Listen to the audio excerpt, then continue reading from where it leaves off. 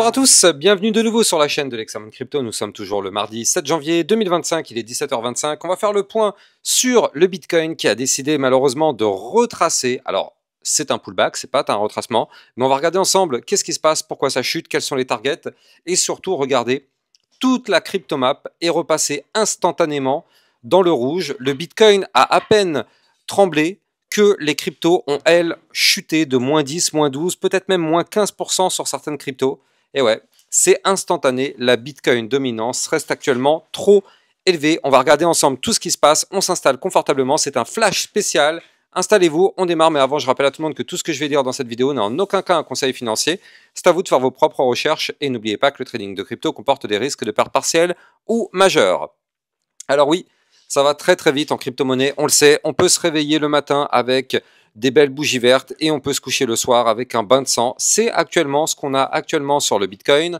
On a un Bitcoin qui est en train de faire le pullback. Alors, d'un côté, on savait, souvenez-vous, on avait pu deviner que là, on allait avoir un pullback. On savait qu'effectivement, avant de pouvoir aller chercher des points plus hauts, on devait retester ici, donc les 101 508. Donc ça, on peut le voir complètement, ça a été retesté.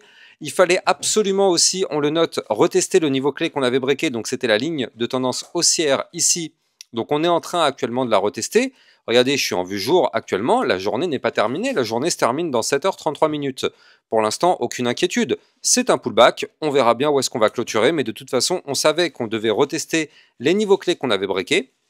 Et donc on a continué de chuter pour aller chercher, tout simplement, le fameux support des 98 018. Là, c'était une résistance tant qu'on était en dessous. Eh bien, on l'avait breaké par le haut ici le 3 janvier. Et qu'est-ce qui se passe depuis? Eh bien, on a eu un mouvement haussier. On est tout simplement revenu retester notre point de départ. Donc là, on est sur un pullback actuellement. Alors oui, c'est vrai qu'il est un petit peu prononcé.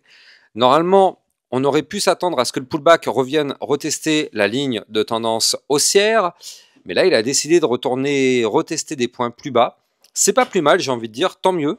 Ça permet de sortir effectivement un maximum de personnes. C'est le but, le Bitcoin aime bien repartir à vide.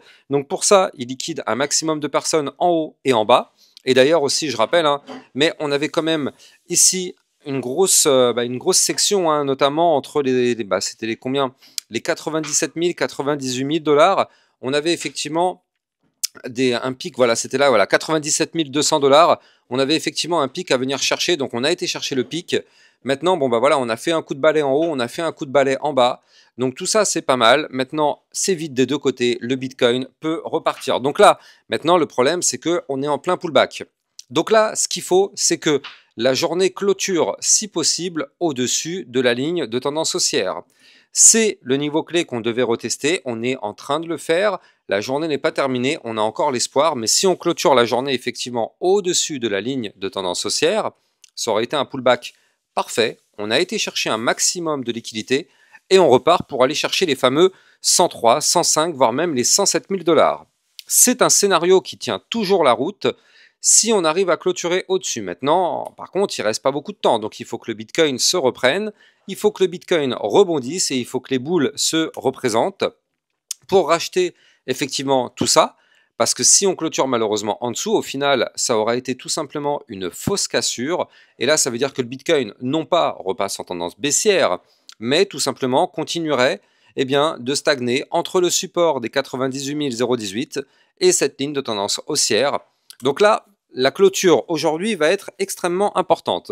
On va voir quel niveau de support va nous retenir. Donc là, regardez, actuellement, on est posé sur les 98 018. Est-ce que c'est lui qui va nous retenir? Est-ce que ce niveau clé va lâcher? En tout cas, si ce niveau clé il lâche, ce serait pour aller rechercher le milieu des bandes de Bollinger ici à 96 524. Si on perd ce niveau, on a les 95 776, puis les 93 477 ou encore pourquoi pas les 92 092. Ce sont les prochains niveaux clés à revenir retester si jamais les 98 018 ne tiennent pas. Mais bon, pour l'instant en tout cas, ça a l'air de tenir. On croise les doigts pour que ça se stabilise un petit peu au-dessus. Maintenant, tout peut se passer, tout peut se passer. La clôture d'aujourd'hui va être déterminante et je rappelle qu'on a toujours l'espoir de clôturer au-dessus de la ligne de tendance pour tout simplement avoir fait un pullback. Mais bon, là, c'est vrai qu'on pourrait se dire que ça reste extrêmement compliqué. on est en crypto-monnaie. On a réussi à faire une chute aussi importante en si peu de temps. On peut très bien faire une montée en si peu de temps aussi.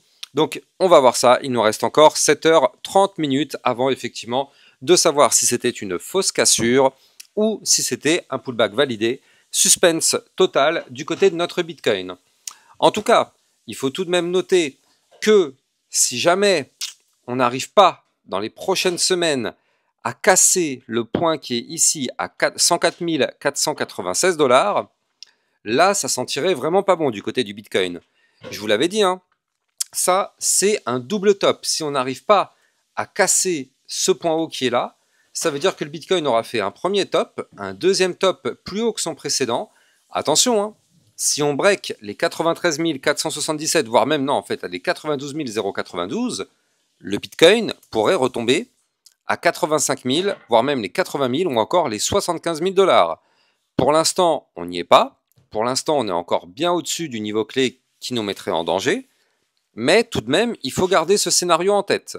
Bon, on est en début de semaine, pas d'inquiétude. On savait que, regardez, la semaine qui vient de se passer, eh bien, on a réussi à casser le niveau clé des 98 018. Qu'est-ce qu'on est en train de faire tout simplement? On est sur un pullback. Aucune inquiétude, aucun stress, aucune inquiétude. Ce n'est ni plus ni moins qu'un pullback. Alors oui, on est monté haut, mais regardez ça. On avait clôturé la semaine au-dessus, donc forcément, on allait revenir rechercher. C'est comme ça que ça marche. Ça marche tout le temps comme ça. Enfin, tout le temps, pas tout le temps, mais quand même à 95% du temps, ça fonctionne comme ça. Donc là, on a encore une fois une masterclass du Bitcoin qui nous fait le pullback.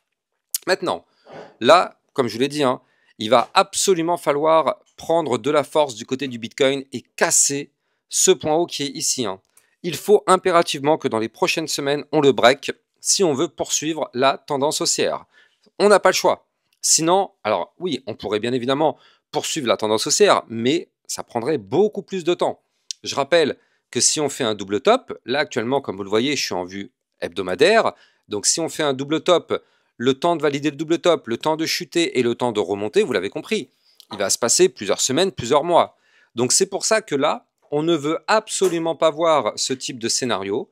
On aimerait vraiment reprendre de la force, casser le dernier point haut, et là effectivement on partirait sur un nouvel ATH du côté du Bitcoin. Mais comme vous pouvez le voir, ce n'est pas aussi simple que ça. Alors, on est en crypto-monnaie, on le sait, on est là pour la volatilité.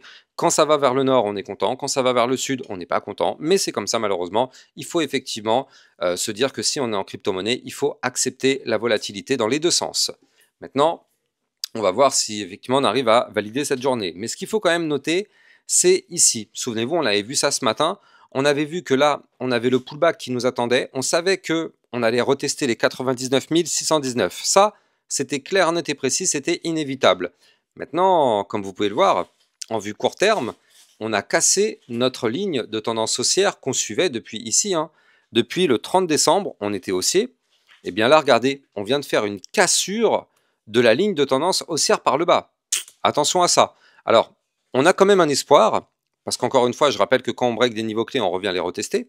Donc là, l'espoir qu'on a, c'est qu'on revienne retester justement cette ligne et que on repasse au-dessus. Tout simplement, c'est qu'une succession de pullbacks. On a cassé actuellement en court terme un niveau clé. On reviendra tôt ou tard retester le niveau clé. Donc là, en tout cas, le niveau clé, il se trouve à 99 399. Dans les 4 prochaines heures, il se retrouvera à 99 641. Vous l'avez compris, ça va changer à chaque fois. Donc, je ne vais pas vous donner tous les niveaux clés. Mais en tout cas, là, il est possible que le Bitcoin revienne retester ces niveaux clés, ce qui nous donnerait un espoir de reprendre de la force. Et pourquoi pas, en vue jour, clôturer au-dessus de notre fameuse ligne de tendance qui est ici, qu'il faut absolument protéger. Et pourquoi je vous dis ça? Parce que là, vous le voyez, hein, on a réintégré malheureusement le range en venant du haut. Ok. Maintenant, le problème, c'est qu'en général, quand on fait ce type de pattern, le but est d'aller chercher le bas du range. Encore une fois, on a l'espoir du pullback. On a l'espoir de remonter, retester la ligne. Mais si on n'arrive pas à valider ça, qu'est-ce qui risque de se passer? La chute, on fait le pullback, on n'arrive pas à repasser au-dessus, boum, on va chercher le bas du range. Le bas du range se trouve à 92 526 $ sur le Bitcoin. Donc effectivement, il faudra vraiment se méfier de ce type de scénario. Mais bon, attendons de voir la clôture jour. De toute façon, demain matin, je vous referai bien évidemment un point sur le Bitcoin pour vous donner effectivement les tendances, qu'est-ce qui pourrait se passer. Mais il faut noter aussi au passage, et ça c'est extrêmement important, c'est que la Bitcoin dominance est en train de reprendre de la force. Et même pire que ça, Enfin, quand je dis pire que ça, c'est surtout pour ceux qui sont ultra exposés sur les altcoins. Mais là, on est en train de former en vue hebdomadaire un gigantesque double bottom hebdomadaire sur le Bitcoin. Donc là, heureusement pour nous, ce double bottom n'est pas validé. Mais attention, si ce double bottom valide, c'est-à-dire que si le Bitcoin, si la Bitcoin dominance, pardon, break les 58,91%, attention, on pourrait confirmer ce double bottom, donc reprendre de la force, et le but serait d'aller chercher les 62,5%. Je vous laisse imaginer les altcoins dans quel état elles seront à ce moment-là. Parce que si le Bitcoin continue d'être archi-dominant comme ça, il ne reste plus rien pour les altcoins. Donc là, bien évidemment, ça ne sert à rien de rappeler, nous ne sommes pas en alt-season, nous n'avons jamais été en alt-season jusqu'à présent sur ce cycle, et nous ne sommes pas prêts d'avoir une alt-season, du moins pas tout de suite, sauf si effectivement la Bitcoin dominance s'effondre, et là effectivement on pourrait commencer à parler d'alt-season. Mais là attention, on est sur une structure de reprise de force du côté de la Bitcoin dominance, on s'éloigne grandement d'une altcoin season. En tout cas, on va surveiller aussi bien évidemment tout ça de très très près dans mes prochaines vidéos, parce que là, si on valide ça, ça risque de faire mal. Alors attention quand même, on va se mettre une petite alerte. Quand je dis ça va faire mal, c'est surtout pour les altcoins, hein, parce qu'effectivement, le Bitcoin, lui, il n'y a pas de souci, tant mieux pour lui. Hein. Si la Bitcoin dominance pousse, bah, le Bitcoin va pousser seul. Par contre, si la Bitcoin dominance s'effondre, c'est pour les altcoins. Donc là, le Bitcoin soit ne fait rien, soit il chute, mais les altcoins, dans ce cas-là, explosent. Mais là, du coup, bon, en attendant, on a ce type de scénario, potentiel double top, potentiel double bottom, prudence extrême sur les altcoins. Et on l'a vu, hein, clairement, on ne peut pas se voiler la face. On l'a vu nettement, ici, à la seconde où le Bitcoin s'est mis à chuter, c'est devenu un bain de sang, alors que ce matin, souvenez-vous, hein, ce matin, on était complètement dans le vert. Donc bon, ça, encore une fois, c'est lié à cette Bitcoin dominance. Alors, on va en profiter pour jeter un coup d'œil quand même sur une crypto qui était pourtant très bien partie. Mais bon, malheureusement, le Bitcoin a décidé de chuter. Donc forcément, tout chute. Mais regardez, cette crypto, c'était la crypto ADA Cardano. C'est vraiment dommage parce que regardez ça. Hop, je me mets comme ça vous allez mieux voir. Allez, avant de continuer, je rappelle que vous pouvez me suivre sur Twitter pour recevoir toutes mes news, toutes les actualités, tout ce qu'il faut savoir sur l'environnement crypto. Vous avez aussi le club LexaRocket pour avoir des analyses techniques concernant toutes les crypto-monnaies ainsi que des cryptos potentiellement pépites. Vous avez bien sûr les liens en description de vidéo.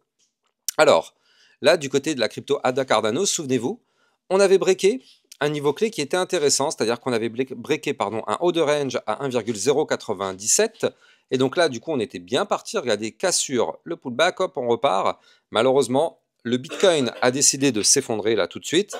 On retrouve une bougie rouge sur l'ADA. Mais pas forcément que sur l'ADA. Regardez, je vais prendre toutes les cryptos, regardez ça.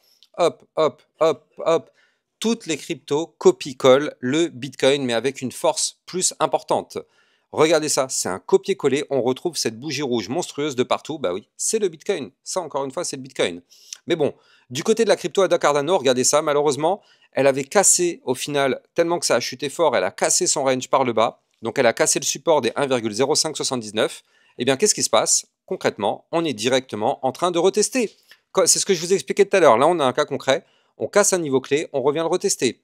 Donc là, on a cassé le support par le bas, on rebondit et on revient retester. Maintenant, ce support se transforme en résistance. Donc l'ADA Cardano, s'il veut reprendre de la force, il faut absolument regagner le niveau clé des 1,0580.